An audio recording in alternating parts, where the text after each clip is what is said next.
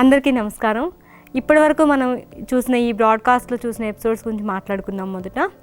మొదటి ఎపిసోడ్లో మనము ఎంటర్‌ప్రెన్యూర్‌షిప్ అంటే ఏంటి, అసలు ఎంటర్‌ప్రెన్యూర్‌కి ఉండాల్సిన క్వాలిటీస్ ఏంటి, ఒక ఎంటర్ప్రైజ్ పెట్టుకోవాలి అంటే ఎలాంటి ప్రాసెస్ని ఫాలో అవ్వాలో నేర్చుకున్నాము. రెండవ ఎపిసోడ్లో వచ్చేసి మార్కెట్ రీసెర్చ్ ఎట్లా చేసుకోవాలి, మార్కెట్ రీసెర్చ్ చేసుకున్నాక ప్రోడక్ట్కి ఒక ఐడియాని ఎట్లా వ్యాలిడేట్ చేసుకోవాలి, ఆ ఐడియాని వ్యాలిడేట్ చేసుకున్నాక ఐడియాని ఒక వ్యాపారంగా ఎలా మర్చుకోవాలి, అంటే మార్కెట్లో ఎంత డిమాండ్ ఉంది, నేను ఎంత ప్రైసింగ్ పెట్టుకోవాలి, అవన్నీ తెలుసుకుందాము. తర్వాత మూడో ఎపిసోడ్లో అసలు కస్టమర్ అంటే ఎవరు, కస్టమర్ని ఎట్లా సెగ్రిగేట్ చేసుకోవాలి, కస్టమర్ని సెగ్రిగేట్ చేసుకున్నాక ఎవరి కస్టమర్కి అనుగుణంగా ప్రోడక్ట్ని ఎట్లా మలుచుకోవాలి అది నేర్చుకున్నాము. దాని తర్వాత వచ్చిన ఎపిసోడ్స్లో ఒక బిజినెస్ ఎట్లా ముందుకు తీసుకెళ్ళాలి, ముందుకు తీసుకెళ్ళేటప్పుడు ఉండాల్సిన లైసెన్సెస్ ఏంటి, లీగల్ పర్మిషన్స్ ఏం కావాలి, ఆ లైసెన్స్ ఎలా ఉండాలి అన్నది నేర్చుకున్నాము. తర్వాత అసలు ఒక బిజినెస్ని ఎట్లా బిజినెస్ ప్లాన్గా రూపొందించుకొని దాన్ని ముందుకు తీసుకెళ్ళాలి, దానికి డిపిఆర్ ఎలా చేసుకోవాలి, అవన్నీ మాట్లాడుకున్నాము. వీటన్నిటి తర్వాత రీసెంట్గా మొన్న వచ్చిన ఎపిసోడ్లో మనం ఏం నేర్చుకున్నామంటే అసలు ఒక బిజినెస్కి ఉండాల్సిన ఫినాన్షియల్ రిసోర్సెస్ ఏంటి, ఎట్లా ఫండింగ్ కోసం వెళ్ళాలి, ఆ వెళ్ళిన ఫండింగ్ని ఎట్లా బ్యాంకర్ని కానీ ఇన్వెస్టర్ని కానీ అప్రోచ్ అవ్వాలి, ఎలా మనకు ఫండ్ వస్తుంది అన్న దాని మీద తెలుసుకున్నాము. ఈరోజు మనం ఈ ఎపిసోడ్లో అసలు ఇవంతా హోంవర్క్ చేసుకున్నాక ఒక ఎంటర్ప్రైజ్ని ఫిజికల్గా ఎట్లా గ్రౌండ్ చేసుకోవాలి అన్న దాని మీద మాట్లాడుకుంటాం. ఈ ఫిజికల్గా గ్రౌండ్ చేసుకునే ప్రాసెస్లో కొన్ని మనం చూసుకోవాల్సినవి ఉంటాయి. మొదటిది, అసలు నా ప్రొడక్ట్ ఎన్విరాన్మెంట్కి హాని చేసేదిగా ఉందా లేదా, ఒకవేళ హాని చేసేదిగా లేకపోతే దానికి సంబంధించి నేను ఏమైనా సర్టిఫికేట్స్ ఇంకా పొందవలసి ఉందా. రెండోది ఏంటి, అసలు నాకు ఎంత ఇన్వెస్ట్మెంట్ అవుతుంది, ఆ ఇన్వెస్ట్మెంట్ నాకు సమకూరిందా లేదా. మూడోది, అసలు నేను ఎక్కడ పెడతాను, ఈ ఎంటర్ప్రైజ్ ఎక్కడ పెట్టుకుంటాను, నేను పెట్టుకోవాలి అంటే నేను పెట్టుకోవాలన్న దగ్గర నాకు ఎంత ప్లేస్ అవసరం అవుతుంది, అంటే నాకు ఎన్ని స్క్వేర్ ఫీటు ఫెసిలిటీ కావాలి, అది ఎక్కడైనా ఊరికి దూరంగా ఉండాలన్నా లేకపోతే జనావాసాలకు దగ్గరలో ఉండాలన్నా, అంటే నేను తయారు చేసే ప్రోడక్ట్ని బట్టి నా యూనిట్ ఉండాలి. సపోజ్ ఏదైనా ఫుడ్కి సంబంధించింది అనుకోండి, అంటే మనం ఏదైనా ఒక ఫుడ్ని తయారు చేసి అది వేడిగా ఉన్నప్పుడు అమ్మే అది అనుకోండి, దాన్ని ఏం చేయాలి, ఊరి మధ్యలో జనసమర్థం ఉన్న చోట పెట్టుకోవాలి. అలా కాకుండా నేను తయారు చేసే వస్తువు ఏదైనా విపరీతమైన వ్యర్థాలను విడుదల చేయటం కానీ, దుర్వాసన రావటం కానీ, లేకపోతే దాని నుంచి కెమికల్ స్మెల్ రావటం కానీ, ఇలాంటివి జరిగేటప్పుడు మన యూనిట్ వచ్చేసి ఊరి చివరిలో ఉండాలి. అలా కాకుండా నేను చేసే ఏదైతే ప్రోడక్ట్ ఉందో ఆ ప్రోడక్ట్కి చాలా స్పేస్ కావాలి, దాంతోపాటు అక్కడ చెట్లు ఉండాలి, చెట్లతో పాటుగా అక్కడ కావాల్సిన మేత లేకపోతే గ్రాసం కావాలి. ఇట్లాంటివి ఉన్నప్పుడు కూడా మనం ఎక్కడైనా పొలాల్లో కన్వర్షన్ చేసుకొని పెట్టుకోవాల్సి ఉంటుంది. సో ఒక గ్రౌండింగ్కి వచ్చేటప్పుడు అసలు ముందు నేను ఎక్కడ పెట్టాలి, మన ఫైనాన్షియల్ రిసోర్సెస్కి ప్లాన్ చేసుకోవటానికి ముందే మనం ఒక ఆలోచన పెట్టుకోవాలి. ఎందుకు, దాని మీద మనం కట్టవలసిన రెంట్ కానీ, మన ప్రాపర్టీని కొనుక్కోవాలి అంటే కనుక దానికి సంబంధించిన రేట్ కానీ, అంటే మన ఇన్వెస్ట్మెంట్ ఆధారపడి ఉంటుంది. ఇన్వెస్ట్మెంట్ కాస్ట్ అనేది వర్కింగ్ క్యాపిటల్ కాస్ట్ కానీ, స్థిర పెట్టుబడి కానీ మనము ఎక్కడ పెడుతున్నాము అనే దాని మీద ఆధారపడి ఉంటుంది. ఇంకోటి, చాలామంది నిన్న సొంత ప్రెమిసెస్లోనే పెట్టుకోవాలి అనుకుంటారు. సొంత ప్రెమిసెస్లో పెట్టుకోవాలి అంటే అది ఎలా ఉండాలి, అంటే నాకు ఊరి చివరి ఒక 4 ఎకరాల పొలం ఉంది, 3 ఎకరాల పొలం ఉంది, ఆ పొలంలో నేను పెట్టేస్తా అంటారు. అది చాలా తప్పు. ఎందుకంటే మనం ఒక ఇండస్ట్రీకి సంబంధించిందో ఎంటర్ప్రైజ్ సంబంధించిందో ఒక అగ్రికల్చర్ ల్యాండ్లో పెట్టుకోవాలి అంటే దానికి సంబంధించిన లీగల్ పర్మిషన్స్, అంటే ఆ ల్యాండ్ అగ్రికల్చర్ కాకుండా మనం వేరే దానికి వాడుతున్నాం అన్నదానికి కన్వర్షన్ కావాలి. అది మండల రెవెన్యూ ఆఫీస్ నుంచి, డిస్ట్రిక్ట్ అగ్రికల్చర్ ఆఫీస్ నుంచి కూడా మనం ఆ పర్మిషన్స్ పొందాల్సి ఉంటుంది. ఆ పర్మిషన్స్ పొందినాక దాన్ని మనం ఇండస్ట్రీకి వాడుకోవచ్చు. సో ఇప్పుడు నేను మొత్తంగా ఇండస్ట్రీ ఎస్టాబ్లిష్మెంట్ గురించి కానీ, ఎంటర్ప్రైజ్ గ్రౌండింగ్ గురించి కానీ చెప్పిన దానిలో ఏంటి అంటే ముఖ్యంగా నేను నా యూనిట్ ఎక్కడ పెడతాను, నా యూనిట్ నుంచి ఏమైనా వ్యర్థాలు కానీ, ఎన్విరాన్మెంట్కి హాని కలిగే వాసనలు కానీ వస్తాయా, లేదు నాకు చాలా పెద్ద ప్రెమిసెస్ కావాల్సిన అవసరము, గ్రాసము అవన్నీ కావాలా, అంటే ఉదాహరణకి ఒక పట్టు పురుగుల యూనిట్ ఉండింది అనుకోండి, దారం తీసే యూనిట్, పట్టు పురుగుల యూనిట్, దానికోసం ఏంటి, ఆ పురుగుకు సంబంధించిన మేత కావాలి, అంటే దాని చుట్టూ ఒక ల్యాండ్ ఉండి అక్కడ ఆ మేత పెరగాలి, దానికి సంబంధించి 3 దూరంగా ఉండే షెడ్స్ కావాల్సి ఉంటుంది. ఎందుకంటే గుడ్డు స్థాయి నుంచి పురుగు స్థాయికి వచ్చేటప్పుడు, పురుగు నుంచి కకూన్కి వచ్చేటప్పుడు దానికి ఒకదాని ఒకదాని గాలి ఇంకొకటి తగలకూడదు కాబట్టి దూరంగా ఉండాలి. కాబట్టి 2 డిఫరెంట్ ప్లేస్లో ఉన్నా కూడా ఇక్కడ నుంచి అక్కడికి వెళ్ళగలిగే సౌలభ్యం కూడా ఉండాలి. అంటే చాలా పెద్ద విస్తీర్ణం కదా పొలం కానీ, 5-6 ఎకరాల పొలం కానీ, ల్యాండ్ కానీ తీసుకొని ఆ ల్యాండ్లో ఒక మూలన ఈ గుడ్డు నుంచి పురుగు వచ్చేది, తర్వాత ఇంకొక వైపు పురుగు నుంచి కకూన్ స్థాయికి వచ్చేది, ఇంకొక దగ్గర కకూన్ నుంచి దారం తీసేది పెట్టుకోవచ్చు. అట్ ద సేమ్ టైం ఇక్కడ ఉన్న పెద్ద ల్యాండ్లో మనం దానికి కావాల్సిన గ్రాస్ అని అంటే మల్బరీ ఆకులను కూడా పెంచుకోవచ్చు. ఇది ఒక ఉదాహరణ మాత్రమే. సో ఇప్పుడు మనం నిర్ణయించుకున్నాం ఎక్కడ పెట్టాలి అనేది, యూనిట్ ఎక్కడ పెట్టాలి. సో ఆ పెట్టాల్సిన ప్లేస్లో నాకేమైనా ఓన్ ప్రాపర్టీ ఉందా అంటే సొంత ఆస్తి ఉందా, అక్కడ పెడతానా, లేదు నాకేమీ లేదు కాబట్టి నేను అద్దెకి వెళ్ళాలి అంటే ఏ ఏరియాలో రెంట్ ఎంత ఉంది, దాన్ని నేను భరించగలనా. ఎందుకంటే నా పెట్టుబడిని ఇది నిర్దేశిస్తుంది, నా నెలవారీ ఖర్చు, నా పెట్టుబడి, నా లాభాలని ఇది నిర్దేశిస్తుంది.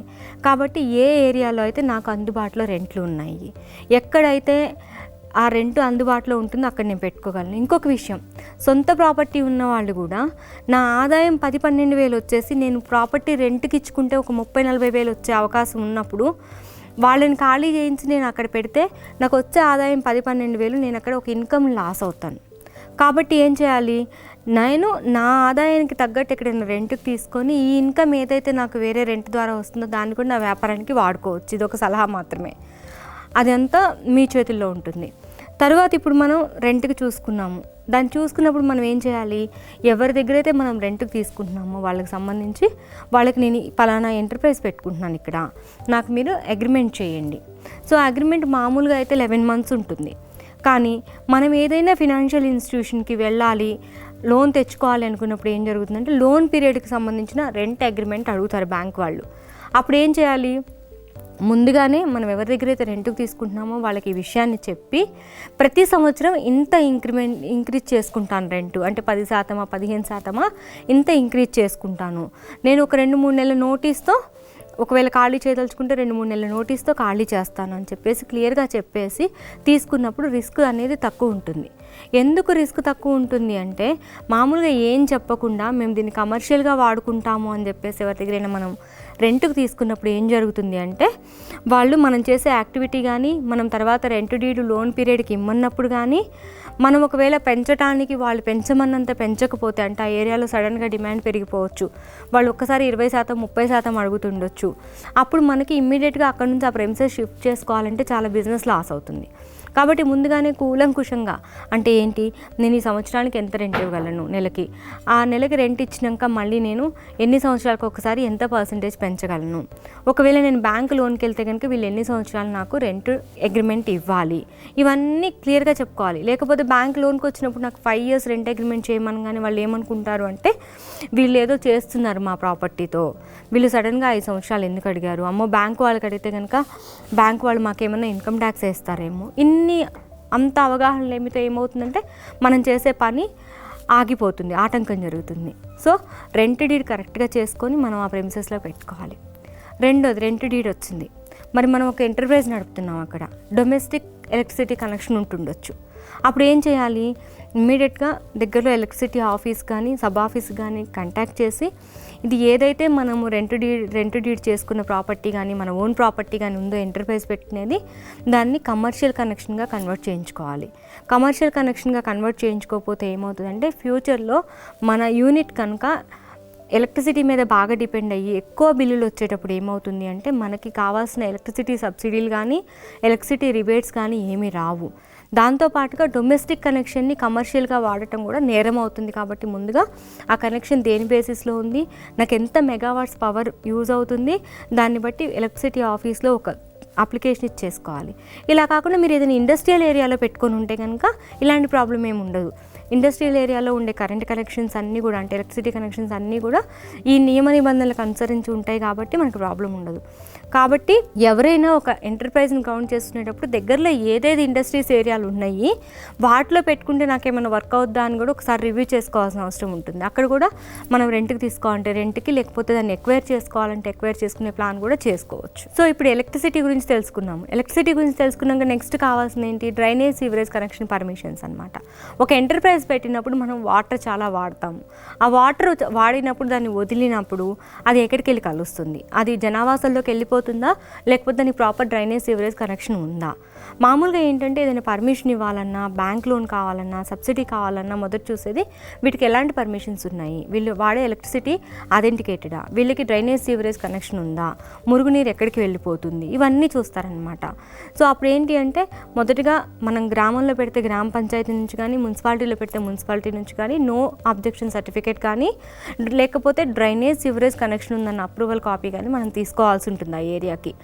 అది తీసుకున్నాక దాన్ని బేస్ చేసుకొని మనం వాటర్ని ఎలా వదులుతున్నాము అంటే డ్రింకింగ్ వాటర్ని వదులుతున్నామా, లేదంటే మనం వాడుకున్న వ్యర్థమైన వాటర్ అంటే కొన్నిసార్లు కెమికల్ రియాక్షన్ వచ్చిన వాటర్ని కూడా వదలటం అవుతుంది భూమిలోకి. అప్పుడు దానికి సంబంధించిన పొల్యూషన్ కంట్రోల్ బోర్డు పర్మిషన్ కూడా మనం తీసుకోవాల్సి ఉంటుంది.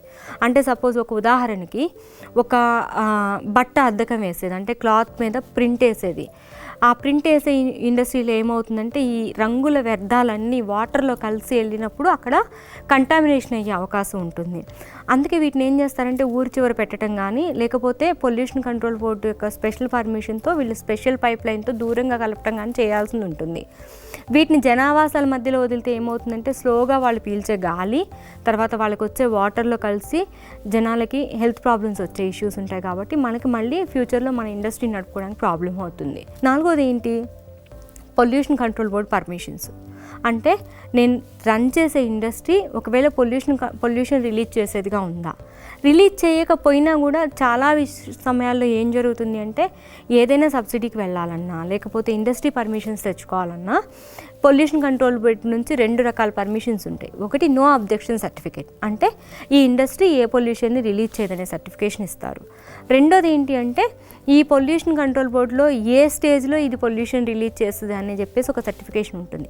అంటే వాళ్ళు వచ్చి వెరిఫై చేసి ఆ ఇండస్ట్రీని దీనికి పొల్యూషన్ ఎలాంటి పొల్యూషన్ రిలీజ్ చేస్తే ఎలాంటి జాగ్రత్తలు తీసుకోవాలి, ఎలా దీన్ని బయటికి వదలాలి అనే దాని మీద కూడా సర్టిఫికేషన్, తర్వాత ఒక నోటిఫికేషన్ లాంటిది అంటే రూల్స్ పట్టిక ఒకటి ఇస్తారనమాట. అది మీకు ఫ్యూచర్లో ఉపయోగపడుతుంది, కంపల్సరీ తీసుకోవాలి.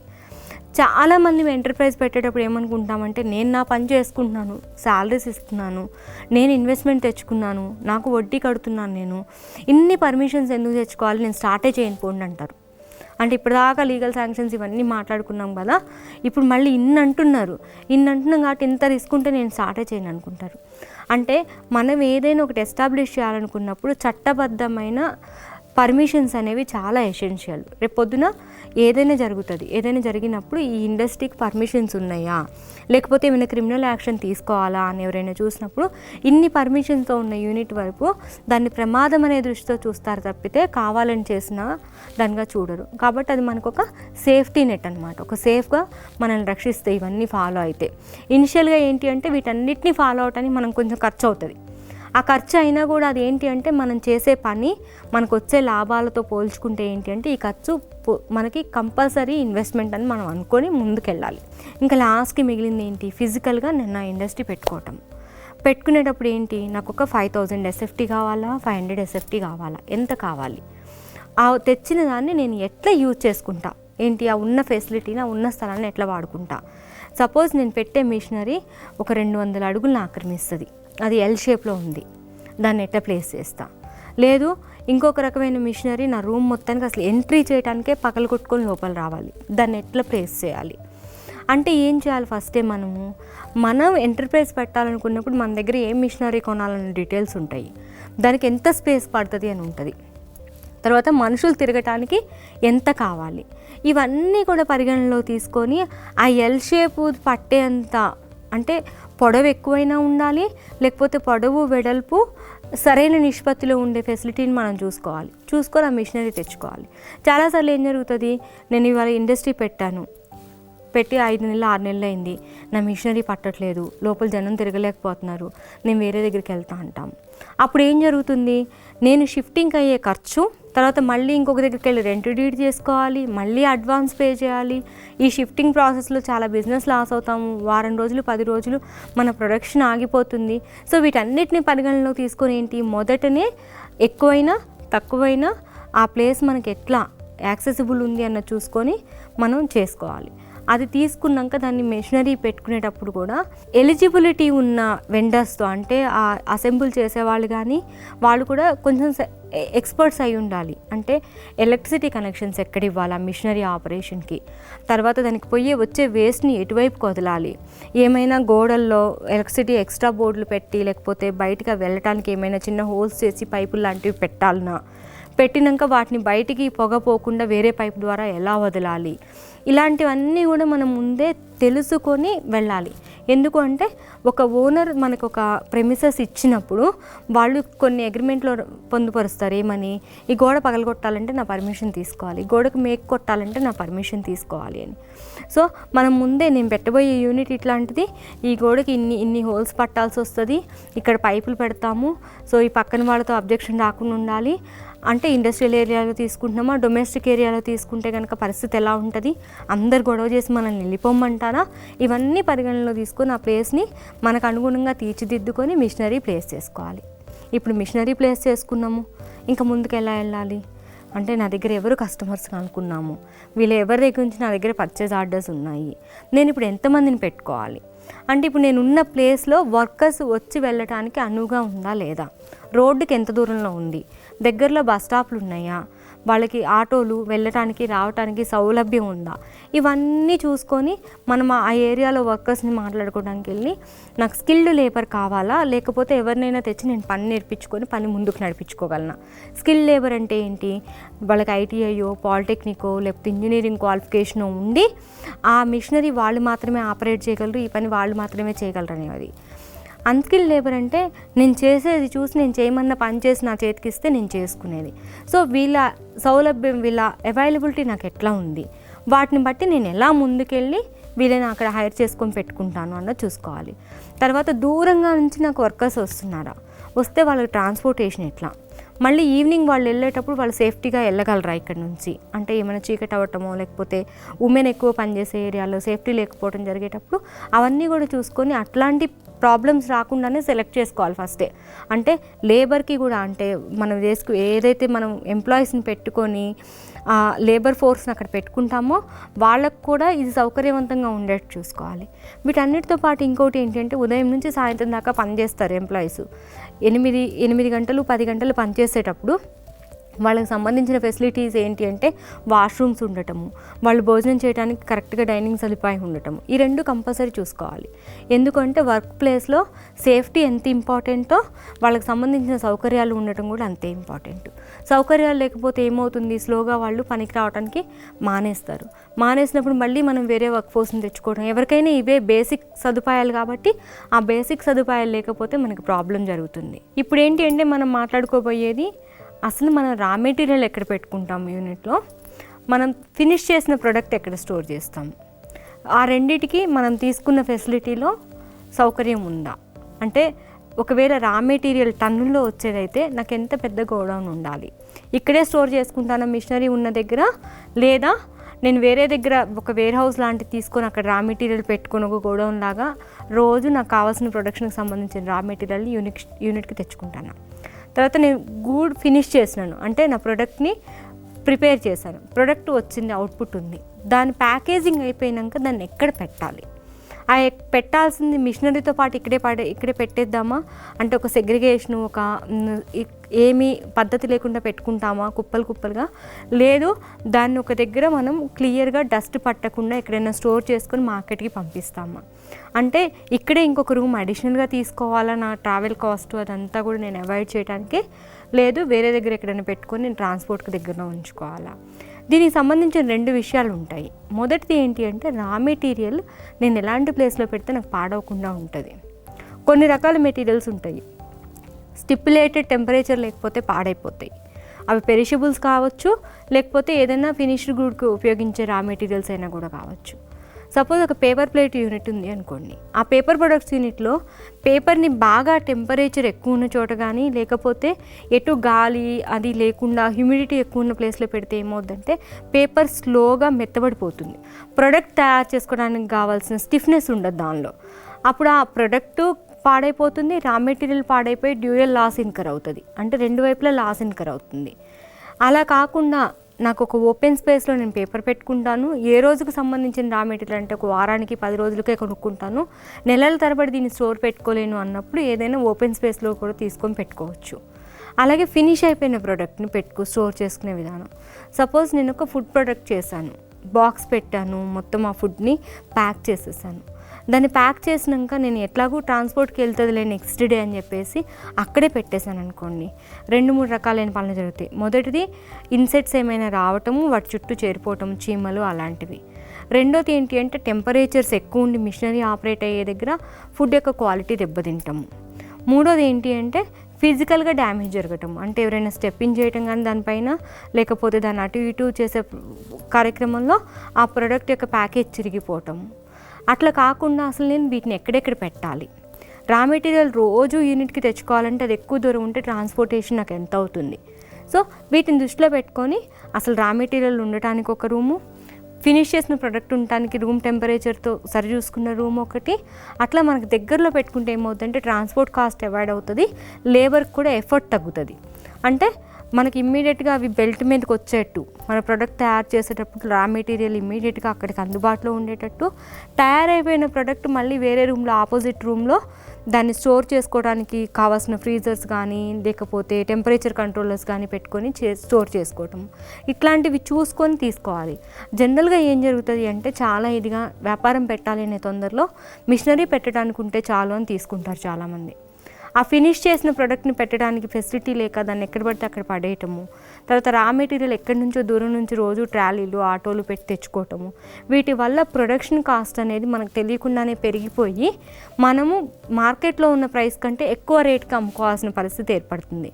ఆ ఎక్కువ రేట్కి ఎవరు కొనరు కాబట్టి మనం ఏం చేస్తాము, మార్కెట్లో ఉన్న రేట్కి అమ్ముతాము. అంటే నా ప్రొడక్ట్ కాస్ట్ నేను మార్కెట్లో ఇచ్చిన కాస్ట్ కంటే కూడా ప్రొడక్షన్ కాస్ట్ ఎక్కువైపోవటం వల్ల నా యొక్క ప్రొడక్షన్ స్లోగా లాసెస్లోకి వెళ్ళిపోతుంది. ఆ లాసెస్ నాకు ఇన్కర్ కావకుండా ఉండాలంటే నేను ఏం చేయాలి, అసలు నా రా మెటీరియల్ ఎన్ని రోజులు నిల్వ ఉంటుంది, నేను ఫినిష్ చేసిన ప్రోడక్ట్ ఎన్ని రోజులు నిల్వ ఉంటుంది, మార్కెట్కి వెళ్ళే ముందు ఎలాంటి టెంపరేచర్స్ ఉండాలి, ఎట్లా నేను సెట్ చేసుకోవాలి, అంటే ఇవన్నీ కూడా ఎస్టాబ్లిష్మెంట్ కాస్ట్ కింద లెక్క పెట్టుకోవాలి. అంటే చిన్న చిన్న డీటెయిల్స్ అన్నీ కూడా ఎస్టాబ్లిష్మెంట్ కాస్ట్ కింద లెక్క పెట్టుకున్నప్పుడే మనకి అసలు ఎంత ఇన్వెస్ట్మెంట్ పడుతుంది, ఎట్లాంటి ప్లేస్లో తీసుకోవాలన్నది అర్థమవుద్ది. సాధారణంగా మనం ఏం చేస్తాము, మిషనరీకి ఎంత రేట్ అవుతుంది, వర్కింగ్ క్యాపిటల్ నెలకి ఎంత అవుతుంది అనేది మాత్రమే లెక్కేసుకుంటాము. అంటే వర్కింగ్ క్యాపిటల్ నెలకి ఎంత అవుతుంది అనే దానిలో electricity, water, rent, employees salaries, raw material cost చూస్తాము. ఈ మెయింటెనెన్స్ కాస్ట్ అనేది మనము కన్సిడరేషన్లో తీసుకోము. దానివల్ల ఏం జరుగుతుంది అంటే ఈ ప్రొడక్షన్ కాస్ట్ మనకు తెలియకుండానే పెరిగిపోయి లాస్ ఎక్కడ వస్తుందో కూడా మనము చూసుకోలేము. అంటే ఇదంతా నేను ప్రాసెస్ ప్రకారమే చేస్తున్నా కదా, రా మెటీరియల్ సేఫ్ ప్లేస్లో పెట్టినాను, ఫినిష్ అయిన ప్రోడక్ట్ సేఫ్ ప్లేస్లో పెట్టినాను, నేను ట్రాన్స్పోర్ట్ పెట్టి తెస్తున్నాను, నా ప్రోడక్ట్ మార్కెట్లోకి స్టాండర్డ్ ప్రకారం తెస్తున్నాను, కానీ నాకు లాస్ ఎక్కడ వస్తుంది, నాకు ఎందుకు కాస్ట్ పెరుగుతుంది, నా మిషనరీ కూడా అడ్వాన్స్డ్ మిషనరీ కానీ నాకు లాసెసే వస్తున్నాయని చాలామంది కంప్లైంట్. సో ఇవి రాకుండా ఉండాలంటే మనం మొదటగానే ఎంటర్ప్రైజ్ ప్లాన్ చేసుకునేటప్పుడు ఏం చేయాలి, అసలు నా ఎంటర్ప్రైజ్కి ఎట్లాంటి స్టోరేజ్ కావాలి, రా మెటీరియల్ ఎన్ని రోజులు నిల్వ ఉంటుంది, ఫినిష్ చేసిన ప్రోడక్ట్ ఎన్ని రోజులు మార్కెట్లోకి వెళ్ళటానికి ఉంటుంది, వాటిని ఒకవేళ అన్అవాయిడబుల్ కండిషన్స్లో వాటిని స్టోర్ చేసుకోవాలంటే నేను ఎన్ని రోజులు షెల్ఫ్లో పెట్టగలను. సపోజ్ ఒక ఉదాహరణకి పాండమిక్ టైంలో నేర్చిన బట్ట అంతా, అంటే చాలామంది నేతకారులు నేర్చిన బట్టలన్నీ కూడా మార్కెట్లోకి వెళ్ళలేకపోయినాయి లాక్డౌన్ పీరియడ్లో, షాప్లో ఓపెన్ చేయక. చాలామంది ఆ చీరలు ఏంటి అంటే తక్కువ రేట్కి లాస్ట్లో అమ్ముకోవాల్సి వచ్చిన తర్వాత కారణం ఏంటి, నేత నేర్చినప్పుడు అద్దకం వేసినాక రంగు వేసినాక మార్కెట్లోకి ఇమ్మీడియట్గా వచ్చినప్పుడు దాని మీద ఎట్లాంటి డాట్స్ కానీ లేకపోతే క్లాత్లో పల్చదనము మెత్తదనము రాకుండా ఉంటుంది. కానీ వాళ్ళు స్టోరేజ్ పెట్టుకోవడానికి ఎక్కువ లేక ఏం చేశారు, చాలా బల్క్లో నేత నేర్చినాం కాబట్టి రంగులు అవి పూర్తిగా ఆరిపోకముందే ఫోల్డ్ చేసి వాళ్ళ దగ్గర పెట్టుకున్నప్పుడు 2-3 నెలల పాటు వాటిని స్టోరేజ్ చేసుకోవడం అనేది వాళ్ళ దగ్గర ఫెసిలిటీ లేకపోయింది. ఆ ఫెసిలిటీ లేకపోవటం వల్ల ఏమైంది, ఎట్లనైనా ఈ ప్రోడక్ట్ సగం రేటుకైనా అమ్ముకుంటే కొంతలో కొంత ప్రొడక్షన్ కాస్ట్కైనా వస్తుంది అని చెప్పేసి మార్కెట్లోకి చాలా తక్కువ రేట్లోకి వదిలారు. దీనివల్ల వాళ్ళకి నష్టం వచ్చినా కొంతవరకు కవర్ చేసుకోగలిగారు. అట్లాంటి పరిస్థితిని అవాయిడ్ చేసుకోవాలి అంటే అసలు నా ప్రోడక్ట్ ఎన్ని రోజులు షెల్ఫ్లో నిల్వ ఉంటుంది, దాన్ని కరెక్ట్గా కాపాడుకోవాలంటే నేను ఏం చేయాలన్న దాని మీద ముందు అవగాహన ఉండాలి. ఈ ప్రాసెస్లో ఎంటర్ప్రైజ్ గ్రౌండింగ్ ప్రాసెస్లో ఏమేం చేయాలి, ఎట్లాంటి జాగ్రత్తలు తీసుకోవాలి చూసాం. లాస్ట్ ఇంకా చివరిగా ఏంటి, మనం ఎంటర్ప్రైజ్ని ఓపెన్ చేయాలి, గ్రౌండింగ్ చేసుకోవాలి. అంటే ఏంటి, కరెక్ట్ టైం చూసుకోవాలి, మనం ఎవరెవరిని పిలుస్తున్నాము, ఇది ఓపెన్ అవుతుందని ఎవరికి తెలియాలి? చాలామంది ఏం చేస్తారంటే ఓపెన్ అవుతుందని తెలియాలి అంటే చాలా పెద్ద ఈవెంట్లా చేసి తెలిసిన వాళ్ళందరినీ పిలుచుకొని చేస్తారు. కానీ దీన్ని కూడా ఒక కేటగిరీ ప్రకారం చేసుకోవచ్చు. ఏంటి, నా కస్టమర్స్ ఎవరు, మేజర్ కస్టమర్స్. ఒకవేళ నేను బిజినెస్కి అమ్మేటట్లయితే కనుక ఏ వ్యాపారులను పిలవాలి వీటికి, రేపొద్దున వాళ్ళే నాకు కస్టమర్ అవుతారు, వాళ్ళకి తెలియాలి నా యూనిట్ ఓపెన్ అవుతుందని. తర్వాత ఇండస్ట్రీస్ డిపార్ట్మెంట్ కానివ్వండి, పర్మిషన్స్ కోసం, పొల్యూషన్ కంట్రోల్ బోర్డు కానివ్వండి, వాళ్ళకి ఎవరికెవరికి తెలియాలి నేను ఓపెన్ చేశాను. బ్యాంక్ మేనేజర్ ఎవరైతే నాకు రుణం ఇచ్చారో బ్యాంక్ వాళ్ళకి తెలియాలి నేను ఓపెన్ చేశానని. ఒకవేళ నాకు డిస్ట్రిక్ట్ అడ్మినిస్ట్రేషను లేకపోతే గవర్నమెంట్ సపోర్ట్ చేసింది, అప్పుడు అడ్మినిస్ట్రేషన్లో ఉన్న వాళ్ళకి నా యూనిట్ ఓపెన్ అయింది, అవును మేము చేసిన సపోర్ట్కి వీళ్ళు యూనిట్ ఓపెన్ చేసుకున్నారన్న విషయం తెలియాలి. దాంతో పాటుగా ఏంటి, ఒకవేళ మన యూనిట్ ఒక లార్జ్ ప్రొడక్షన్లో కానీ మీడియం ప్రొడక్షన్లో కానీ వెళ్ళేటట్టు ఉందనుకోండి, అప్పుడు లోకల్లో ఉన్న ప్రెస్ పీపుల్కి, లోకల్లో ఏమైనా టీవీ ఛానల్ ఉంటే వాళ్ళకైనా సరే పలానా యూనిట్ ఓపెన్ అయింది, నేను ఒక 100 మందికి ఎంప్లాయ్మెంట్ ఇవ్వగలిగిన యూనిట్ ఓపెన్ అయింది, ఆ విషయం బయటికి వెళ్ళాలి. దాంతోపాటుగా రా మెటీరియల్ ప్రొవైడ్ చేసేవాళ్ళు ఎవరు, మనకి మన యూనిట్ ఉంది, వీళ్ళు మధ్యలో మా దగ్గర కొని వేరే వాళ్ళకి అమ్ముకోరు, వీళ్ళు ప్రొడక్షన్కే వాడుకుంటారు అన్నది వాళ్ళకి క్లియర్గా తెలుసుంటే ఏమవుద్దంటే మనల్ని ఒక కస్టమర్గా వాల్యూ ఇచ్చి మనకి కరెక్ట్ రా మెటీరియల్ ఇస్తారు, కాస్ట్లో కూడా కన్సిడరేషన్ ఇస్తారు. కాబట్టి మనకు రా మెటీరియల్ ప్రొవైడ్ చేసే వాళ్ళకి కూడా తెలియాలి. వీళ్ళతో పాటు మనం ఎవరికైతే వర్క్ కల్పిస్తామో, అంటే ఎవరినైతే ఎంప్లాయీస్గా పెట్టుకోవాలనుకుంటున్నామో ఆ కేటగిరీలో వాళ్ళకి కూడా ఇక్కడ యూనిట్ ఓపెన్ అవుతుంది అనే విషయం తెలియాలి. ఎందుకంటే రేపు పొద్దున మనం వర్కర్స్ కోసం ఎదురు చూసేటప్పుడు వీళ్ళలో ఎవరైనా మాకు పని ఉందా అని వస్తారు. కాబట్టి ఎలక్ట్రిసిటీ డిపార్ట్మెంట్ వాళ్ళకి చెప్పాలి, మున్సిపాలిటీ వాళ్ళకి కానీ పంచాయతీరాజ్ డిపార్ట్మెంట్ వాళ్ళకి కానీ ఆ లోకల్ ఏరియాలో తెలియాలి. దీనివల్ల ఏమవుతుందంటే మనకు ఒక సేఫ్టీ నెట్ మన చుట్టూ ఏర్పడుతుంది. అంటే చూసే వాళ్ళకి కానీ ఎవరికైనా సరే వీళ్ళ చుట్టూ ఇంత వ్యవస్థ ఉంది, వీళ్ళు మంచి ఎంటర్ప్రైజ్ పెడుతున్నారు, ఇక్కడ 10 మందికి ఉపాధి కల్పిస్తారు, దాంతోపాటు ఇక్కడ ఒక ప్రోడక్ట్ని అందుబాటులోకి తెస్తారు అన్న అవగాహన వస్తుంది. కాబట్టి మన ఎంటర్ప్రైజ్కి ఒక రకమైన గుడ్ విల్ అనేది మనం గ్రౌండింగ్ చేసేటప్పుడే ఏర్పడుతుంది. సో ఇప్పటిదాకా ఒక ఎంటర్ప్రైజ్ గ్రౌండ్ చేయాలి అంటే, ఒక ఎంటర్ప్రైజ్ మనం ఫిజికల్గా ఓపెన్ చేయాలంటే ఏమేం కావాలో నేర్చుకున్నాము. సో చాలామంది అమ్మో ఇన్ని తెచ్చుకోవాలా, ఇన్ని పర్మిషన్స్, ఇంత పని ఉంటుందా, అసలు నేను ఒక రీసెల్లర్ గాను లేకపోతే ట్రేడింగ్ చేసుకుంటే అయిపోద్ది కదా, నేను ఇంత పెట్టలేను అనుకుంటారు. కాదు, ఇదంతా మీకు తెలియాలని చెప్పడమే కానీ ఇదంతా చేసినాక మీ యొక్క శ్రమ ఇదంతా కూడా సమాజానికి ఉపయోగపడటంతో పాటు మీరు కూడా ఆర్థికంగా ఎదిగి మీకంటూ ఒక గుర్తింపు ఏర్పడుతుంది. ఆ గుర్తింపు ఎలా ఉంటుందంటే మీ తర్వాత జనరేషన్ కంటే మీ పిల్లలకు కానివ్వండి, మిమ్మల్ని చూసిన వాళ్ళకి ఎవరికైనా సరే వీళ్ళు ఇంత కష్టపడి ఒక సమాజానికి ఇంత మంచి ప్రోడక్ట్ని అందించగలిగారు కాబట్టి మోటివేట్ అయ్యి మేము కూడా ఇలాంటివి ఎన్నో చేయాలన్న మోటివేషను చాలామందికి వస్తుంది. కాబట్టి ఎవరు కూడా వెనకడికి వేయకుండా ఈ గ్రౌండింగ్ ప్రాసెస్ అంతా ఫాలో అయ్యి విజయవంతంగా ఎంటర్ప్రైజ్ని ఎస్టాబ్లిష్ చేసుకోండి. ఇప్పటిదాకా మనం ఈ మొత్తం నేర్చుకున్న వాటిలో మీకు ఏమైనా సందేహాలు ఉన్నా లేకపోతే ఏదైనా సపోర్ట్ కావాలి అన్నా కూడా మీరు వీ హబ్ ఆఫీస్ని సంప్రదించగలరు.